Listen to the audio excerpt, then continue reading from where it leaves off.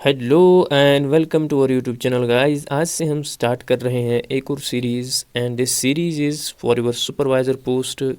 Supervisor post में आपका जो साइंस पार्ट है उसमें आपके 10 मार्क्स हैं। तो इन 10 मार्क्स को हम अच्छे से रिवाइज़ करेंगे और इसका टारगेट, इस सीरीज़ का टारगेट रहेगा जितने भी एस्पायरेंट्स हमारे साथ जुड़ेंगे फर्स्ट से लेकर लास्ट तक, तो हमारा टारगेट रहेगा जितने भी हमारे एस्पायरेंट्स हैं तो उनका टारगेट रहना चाहिए 10 आउट ऑफ 10। तो हम इस पूरे सिलेबस को टॉपिक वाइज इसका रिवीजन करवाएंगे आपको अच्छे से।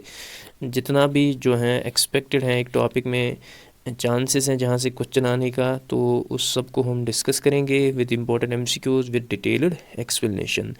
तो this series will be for the supervisor post and for all those JK SSRB aspirants जिनके सिलेबस में साइंस पोर्शन आता है। और आज का जो टॉपिक है आपका, जो साइंस का पोर्शन है आपका, ये रहा आपका सिलेबस सुपरवाइज़र पोस्ट का। जो पहला टॉपिक है that is various sources of energy, उसके बाद है nutrition and its types, then we have communicable non communicable disease, और लास्ट में आपका टॉपिक है वैक्सीनेशन एंड इम्यूनाइजेशन। तो हमारा जो आज का टॉपिक रहेगा that will be based on various sources of energy. आज हम इस टॉपिक को अच्छे से कवर करेंगे। We will be bringing with you 25 important MCQs।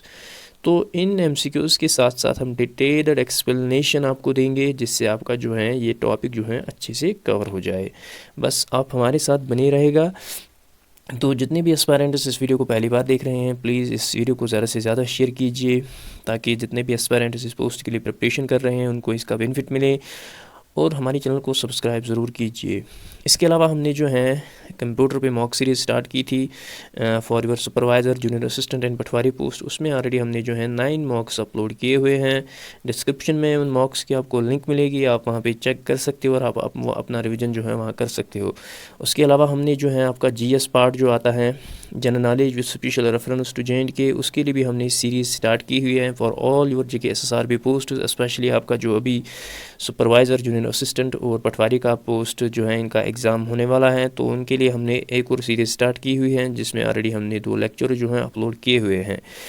तो आप उन लेक्चर्स को जाके डिस्क्रिप्शन में चेक कर सकते हो, वहाँ आपको लिंक मिलेगी, आप वहाँ से उनको देख सकते हैं और वहाँ से आप उन टॉपिक्स का रिवीजन कर सकते हैं।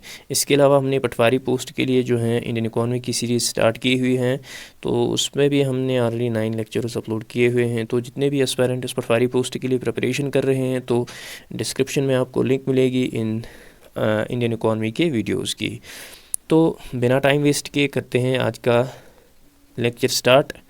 तो जब भी हम बात करते हैं वेरियस सोर्सेज ऑफ एनर्जी, जो आपका टॉपिक मेंशन है वहाँ पे various sources of energy mention है। अब हमें देखना है कि हमें इस टॉपिक में से पढ़ना क्या है, ठीक है। मेन जो है सबसे पहले अगर कोई बच्चा एग्ज़ाम के लिए प्रिपरेशन कर रहा है, he must know what he has to study. उसको पता होना चाहिए कि अगर सिलेबस में टॉपिक मुझे मेंशन है तो इस टॉपिक में मुझे क्या क्या पढ़ना है, ठीक है। ये पहली चीज़ होती है किसी भी एग्ज़ाम की प्रिपरेशन के लिए, ठीक है। तो आपके टॉपिक, आपके सिलेबस में टॉपिक हैं वेरियस सोर्स ऑफ एनर्जी। अब इसमें से आपको पढ़ना क्या है, एक तो आपके फॉसिल फ्यूल्स आएंगे, thermal and hydro power plants आएंगे, biomass, wind energy, solar energy, energy from sea, then we have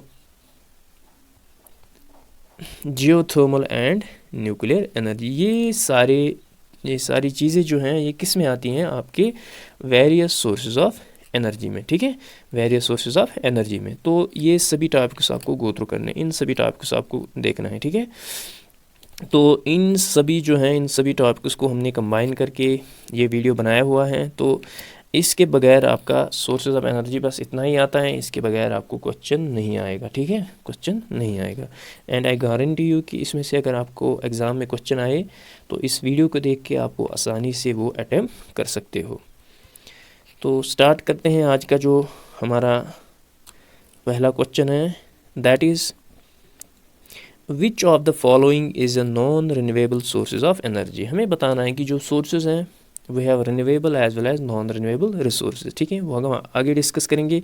तो हमें इनमें से बताना है कौन सा जो है non renewable resource of energy है। Option A is wind power, option B is solar power, option C is coal, option D is tidal power, ठीक है।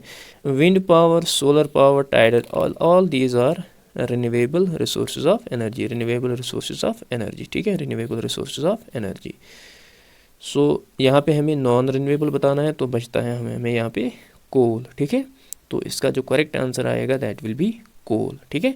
So coal will be the correct answer for this question. यहाँ पे मैंने sources of energy दिए हुए हैं। We have renewable sources of energy and we have non renewable sources of energy, ठीक है। जैसा आप यहाँ पे देख रहे हो, we have biomass energy, we have wind energy, we have solar energy, we have hydro power, ठीक है, वी हैव जियोथर्मल एनर्जी। इसी तरह आपका कोल है, न्यूक्लियर पावर है, नेचुरल गैस है, फॉसिल फ्यूल्स है। तो ये जो है these are non renewable resources of energy, ठीक है, जो लिमिटेड क्वांटिटी में अवेलेबल हैं हमारी अर्थ पे, जो एग्जॉस्ट हो रहे हैं, ठीक है। और जो ये है रिन्यूएबल सोर्सेज, इनको हम रिन्यू कर सकते हैं, ठीक है। अगर एक बार हमने यूज़ की, दोबारा से हम इनको रिन्यू कर सकते हैं। These are what we can say renewable resources of energy, these are non exhaustible. तो अगर आपको इनमें से कोई क्वेश्चन आए कि हमें बताया कि कौन सा रिन्यूएबल है, नॉन रिन्यूएबल, आई होप आपको अच्छे से आएगा, ठीक है। उसके अलावा एक और क्लासिफिकेशन है, we have conventional and non conventional sources of energy, ठीक है। तो सोर्स ऑफ एनर्जी जो है we have conventional and non conventional source of energy. आप यहाँ पे देख सकते हो कन्वेंशनल में एक हमारा कमर्शियल आता है और नॉन कमर्शियल आता है, ठीक है। कमर्शियल में आपका आएगा coal, petroleum and electricity. Non commercial में हमारा आता है फायरवुड, सिट्रा या ड्राई डंग वगैरह, जो रूरल एरियाज़ में होता है, उसको जलाया जाता है ईंधन के तौर पर। This all will be in non commercial, लेकिन है ये कन्वेंशनल सोर्स ऑफ एनर्जी। अब non conventional source of energy में क्या आता है, आपका बायो एनर्जी आता है, सोलर एनर्जी आता है, wind energy, we have tidal energy, we have energy from urban waste. तो इस चीज़ को भी आप याद रखोगे, what are conventional and what are non conventional sources of energy, ठीक है। What are conventional and non conventional sources of energy. Next, nuclear energy is obtained from the, nuclear energy is obtained from the, हमें बताना है कि जो nuclear energy है वो कहाँ से ऑब्टेन होती है। Option A is sun, option B is fossil fuels, option C is wind, option D is nucleus of an atom, nucleus of an atom, ठीक है। तो इस क्वेश्चन का जो करेक्ट आंसर है, अगर हम विंड की बात करेंगे, विंड से हमें विंड एनर्जी मिलती है, ठीक है। फॉसिल फ्यूल से हमें थर्मल एनर्जी मिलती है, ठीक है, थर्मल एनर्जी मिलती है। सन से हमें सोलर एनर्जी मिलती है, ठीक है। तो न्यूक्लियस ऑफ एन एटम जो होता है वहाँ से हमें क्या मिलती है, nuclear energy, nuclear energy. And you have heard about the nuclear fission reaction, आपने सुना ही होगा, ठीक है। तो जो न्यूक्लियर एनर्जी हमें ऑब्टेन होती है वो होती है न्यूक्लियस ऑफ एन एटम से, ठीक है। So option D will be the correct answer for this question. Next question, which of the following is a renewable source of energy, ठीक है। अभी मैंने आपको रिन्यूएबल और non renewable source of energy बताया, ठीक है। तो हमें बताना है कि इनमें से कौन सा जो है रिन्यूएबल सोर्स ऑफ एनर्जी है। Option A is oil, option B is coal, option C is natural gas, option D is biomass, ठीक है। Oil, coal, natural gas, all these are non renewable resources of energy, non renewable resources of energy, non renewable resources of energy, ठीक है। तो इसमें से क्या बचा, we have biomass that is renewable resource of energy, renewable resource of energy, ठीक है। So option D will be the correct answer for this question. Next question पे मूव करते हैं। The process of generating electricity from the nuclear energy is known as, हमें बताना है कि जो एनर्जी हम जनरेट करते हैं फ्रॉम द न्यूक्लियर एनर्जी, उस प्रोसेस को क्या कहते हैं। Option A is geothermal energy, option B is nuclear fission reaction, sorry nuclear fission, option C is nuclear fusion, option D is solar energy, ठीक है, सोलर एनर्जी। तो इस question का जो करेक्ट आंसर आएगा दैट इज न्यूक्लियर फिशन, ठीक है, nuclear fission. तो न्यूक्लियर फिशन एक्चुअली क्या होता है, इसमें जो है इसमें division of heavy atom into two light molecules होता है, ठीक है। तो आपने यूरेनियम का नाम सुना होगा, यूरेनियम जो है ये प्राइमरी फ्यूल होता है इन द न्यूक्लियर रिएक्टर्स, ठीक है। जो न्यूक्लियर पावर प्लांट्स होते हैं उनमें जो प्राइमरी फ्यूल होता है दैट इज़ यूरेनियम, ठीक है। तो यूरेनियम के पास जो है न्यूट्रॉन पास किया जाता है, जो फिर स्प्लिट होता है into krypton and barium, and a lot of energy is also release, ठीक है। अपने एटम बम जो होता है तो उसमें भी इसी टाइप की रिएक्शन होती है, न्यूक्लियर फिशन रिएक्शन, ठीक है। दूसरा होता है फ्यूजन रिएक्शन। फ्यूजन में क्या होता है, जो दो हाइड्रोजन एटम्स फॉर एग्जांपल मिल जाते हैं टुगेदर एंड फॉर्म हीलियम। जो सन में जो रिएक्शन होती है that is known as nuclear fusion. So fusion में क्या होता है, दो लाइट मॉलिक्यूल्स कंबाइन होते हैं to form a large atom, ठीक है। इसमें क्या होता है फिशन में, तो उसमें डिवीजन होता है, ठीक है, division of heavy atom into two light molecules. और फ्यूजन में क्या होता है, two light molecules combine to form a large atom, ठीक है। तो दो लाइट मॉलिक्यूल जो हैं वो कंबाइन करते हैं और एक ही एटम लार्ज एटम बनता है, ठीक है। सो अगर कहीं पे आपको क्वेश्चन दिखे कि सन में कौन सी रिएक्शन होती है, it is the nuclear fusion reaction, nuclear fusion reaction, ठीक है। और अगर क्वेश्चन ये भी दिखे कि न्यूक्लियर रिएक्टर्स में, न्यूक्लियर पावर प्लांट्स में जो है क्या कहते हैं, प्राइमरी फ्यूल क्या यूज़ होता है, दैट इज़ यूरेनियम, यूरेनियम 235, ठीक है। आई होप आपको समझ आया होगा।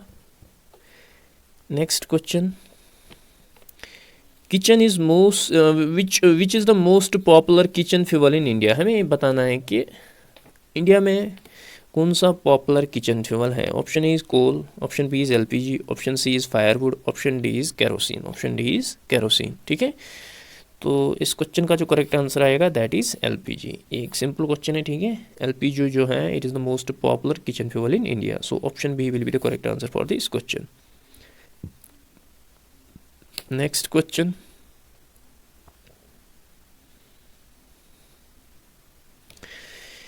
next question is which of the following given produces energy because of the temperature difference at various levels in ocean। हमें बताना है कि कौन सी एनर्जी जो है प्रोड्यूस होती है because of temperature difference at various levels in ocean. Option A is tidal energy, option B is wave energy, option C is solar energy, option D is ocean thermal energy. इस question का जो correct answer आएगा that is option number D, ocean thermal energy is the correct answer. Next question, fuel used in thermal power plants is. हमें बताना है कि जो thermal power plants में मेनली फ्यूल यूज़ होता है वो क्या होता है। Option A is water, option B is uranium, option C is biomass, option D is fossil fuels. मैंने अभी आपको बताया कि it is the fossil fuels that is used in thermal power plants as a fuel, ठीक है। जैसे हमारा कोल, petroleum वगैरह हो गया, ठीक है। All these are fossil fuels which are used in thermal power plants. Option number D will be the correct answer for this question. Next question जो है, in a hydro power plant, हमें बताना है कि हाइड्रो पावर प्लांट में option is potential energy possessed by stored water is converted into electricity, option number A. Option B is kinetic energy possessed by stored water is converted into potential energy, it is option B. उसके बाद है energy is extracted from water, option D is water is converted into steam to produce electricity। Hydro power plant जो होता है usually water जो है एक dam में स्टोर किया जाता है, उसके बाद डैम से छोड़ के जो है यहाँ पे नीचे जो है टर्बाइन्स वगैरह लगे होते हैं, जो इस जब ऊपर से डैम से पानी छोड़ा जाता है तो इसमें जो है वो पंखे जैसे लगे होते हैं जो फिर टर्बाइन को मूव करते हैं। तो इस वाटर में जो डैम में स्टोर होता है it possesses the potential energy, ठीक है। इसमें डैम में क्योंकि ये रुका हुआ पानी होता है it possesses the potential energy. So इसी पोटेंशियल एनर्जी को कन्वर्ट किया जाता है इलेक्ट्रिसिटी में, ठीक है, इलेक्ट्रिसिटी में। सो इस क्वेश्चन का जो करेक्ट आंसर आएगा that is option number A, potential energy possessed by stored water is converted into electricity, ठीक है। डैम में जो स्टोर्ड वाटर होता है तो उसकी जो है that possesses the potential energy, उसी को जो है कन्वर्ट किया जाता है into electricity. So option A will be the correct answer for this question. Next question is Which energy source is primarily responsible for causing air pollution and greenhouse gas emissions। हमें बताना है कि कौन से energy source जो हैं जो primarily responsible हैं एयर पोल्यूशन और ग्रीन हाउस गैस एमिशन के लिए। Option A is wind energy, option B is solar energy, option C is fossil fuels, option D is hydro electric energy. इस question का जो करेक्ट आंसर आएगा that is fossil fuels. Fossil fuels जो हैं those are responsible for causing air pollution as well as green house gas emissions. Next, What is the process by which solar panel converts sunlight into electricity, ठीक है। तो उस process को क्या कहते हैं, जिसमें जो है सोलर पैनल जो हैं सनलाइट को किस में कन्वर्ट करते हैं, इलेक्ट्रिसिटी में। Option A is photosynthesis, option B is solarisation, option C is solar conversion, option D is photovoltaics. तो आपने देखा होगा घरों में जो सोलर प्लेट्स लगे होते हैं, ठीक है, तो फिर वो इन प्लेट्स का काम क्या होता है, वो सनलाइट को जो है कन्वर्ट करते हैं इन इलेक्ट्रिसिटी। अब हमें बताना है कि इस प्रोसेस को क्या कहते हैं। तो इस क्वेश्चन का जो करेक्ट आंसर आएगा दैट इज़ फोटोवोल्टिक्स, ठीक है। Option number D will be the correct answer for this question, ठीक है। So option D is the photovoltaics, that is the process by which solar panels convert sunlight into electricity. Next question, What is which country is the largest producer of hydroelectricity? हमें बताना है कि कौन सी country जो है largest producer of hydroelectricity है in the world. Option A is India, option B is China, option C is USA, option D is Russia.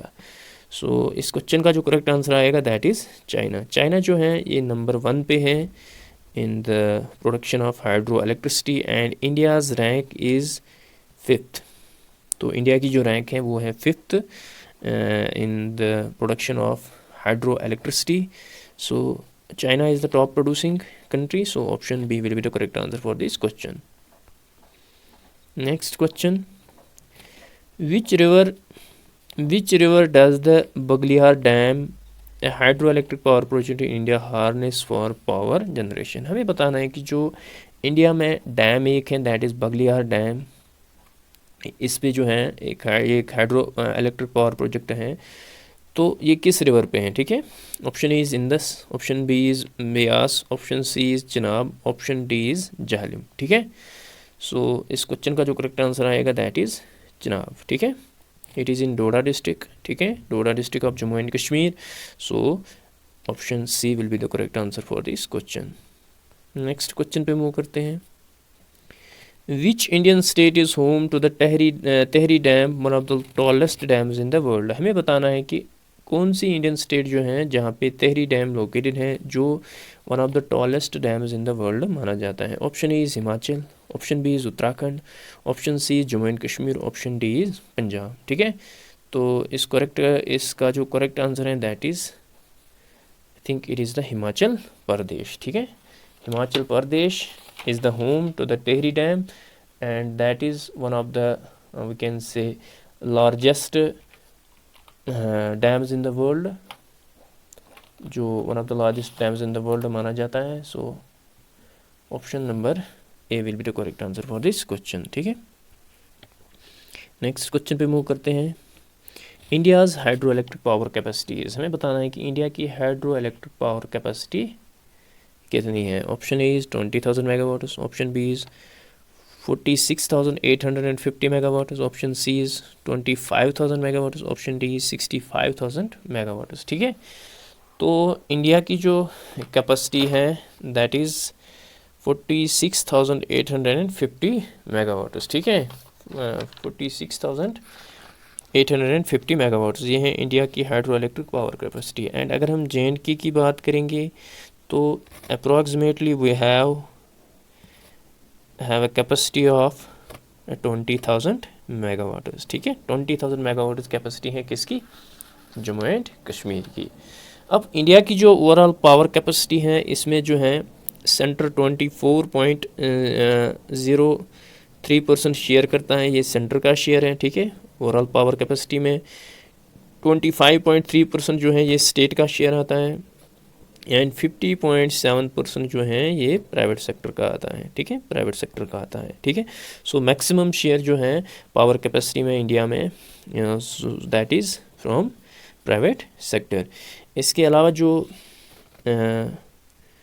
Fossil fuels हैं they contribute about, जिनको जो है थर्मल पावर प्लांट्स भी कहते हैं, thermal power plants, तो they contribute about 56.8% of the total energy India's power capacity, 56.8%। so सबसे ज़्यादा जो है that is of thermal power plants, और it is around 2,37,269 megawatt जो है that is the capacity of the thermal power plants in India, thermal power plants in India। rest जो 43% है 43% जो रेस्ट हैं that is of we have hydro, we have wind power, we have solar, ठीक है। जितने भी rest हैं वो कितना कंट्रीब्यूट करते हैं 43%। अगर हम हाइड्रो की बात करते हैं इट इज़ अबाउट 11.2%, जिसमें हमारा 46,850 मेगावाट कैपेसिटी आता है।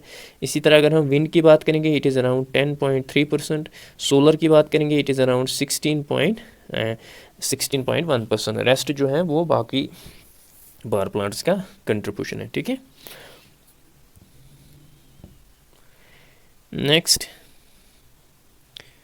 Next question is which Indian state is home to the largest on shore wind farm in Asia. हमें बताना है कि कौन सी इंडियन स्टेट जो है home to the largest on shore wind farm, जहाँ पे वर्ल्ड का, जहाँ पे क्या कहते हैं what we can say Asia का सबसे बड़ा विंड फार्म है। Option is Tamil Nadu, option B is Gujarat, option C is Maharashtra, option D is Rajasthan, ठीक है।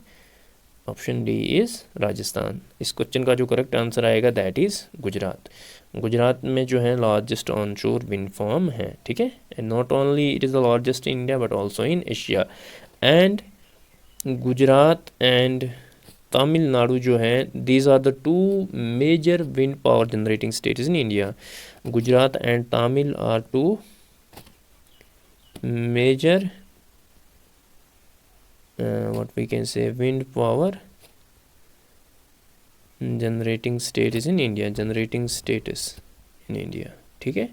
अगर हम विंड पावर की बात करेंगे so we have Gujarat and Tamil Nadu और the major wind power generating states in India, ठीक है। So option number B will be the correct answer for this question. Next question,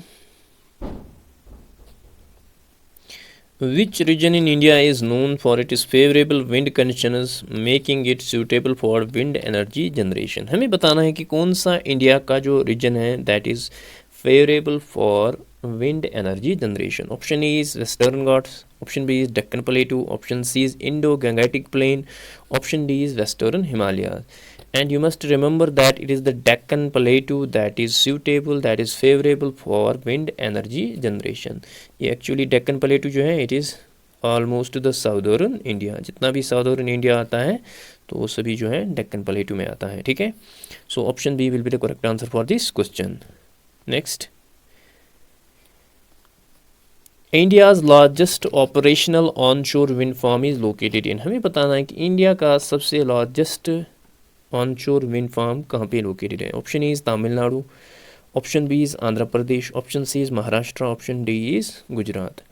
तो इस क्वेश्चन का जो करेक्ट आंसर आएगा that is Tamil Nadu and it is known as Pandal wind farm,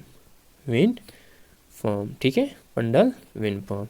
and it is located in the famous place that is Kanyakumari, ठीक है। और इस wind farm की जो कैपेसिटी है दैट इज़ 1500 मेगावाट, ठीक है। 1500 megawatt is the capacity of this. So India का largest operational onshore wind farm जो है वो कौन सा है, वो Pandal wind farm that is located in Kanyakumari of Tamil Nadu state. So option A will be the correct answer for this question. हो सकता है क्वेश्चन इस टाइप का आ जाए, स्टेट को हटा के वो डायरेक्टली आपको नाम दे दे, तो you must remember all these things. Next, which Indian state houses the world's largest solar power plant the Bhadla solar park. हमें बताना है कि कौन सी इंडियन स्टेट जो है जहाँ पे दुनिया का सबसे बड़ा सोलर पावर प्लांट है जिसका नाम है Bhadla solar park. Option A is Rajasthan, option B is Karnataka, option C is Gujarat, option D is Telangana, ठीक है। तो इसका जो करेक्ट आंसर आएगा दैट इज़ राजस्थान। ये राजस्थान में मैं आपको पहले ना इसकी पिक्चर दिखाता हूँ। This is the Bhadla solar park that is located in Rajasthan and it is world's largest solar power plant, ठीक है। ये वर्ल्ड का सबसे बड़ा सोलर पावर प्लांट है, ठीक है। तो इसके बारे में मैं आपको थोड़ा बताऊंगा। It covers an area of, ये लगभग 56 स्क्वायर किलोमीटर इस पर मबनी है, ठीक है। And it has a capacity of 2245 megawatts, ठीक है। 2245 मेगावाट इसकी कैपेसिटी है। तो ये इंडिया का जो रिन्यूएबल एनर्जी मिशन है उसमें ये बड़ा कंट्रीब्यूट करता है, ठीक है। और इससे जो है ग्रीन हाउस गैसेस वगैरह एमिशन में जो है रिडक्शन बहुत ज़्यादा। It is estimated that around 4 million tons of green house gases per year are estimated to be reduced by this solar power plant, ठीक है। तो इंडिया का जो रिन्यूएबल एनर्जी मिशन है उसमें ये बड़ा कंट्रीब्यूट करता है। So it is the Rajasthan that is the house to the world largest solar power plant that is the Bhadla solar park, ठीक है। इंपॉर्टेंट क्वेश्चन है। Next question, what is the name of the flagship program launched by the government of India to promote solar energy adoption across the country?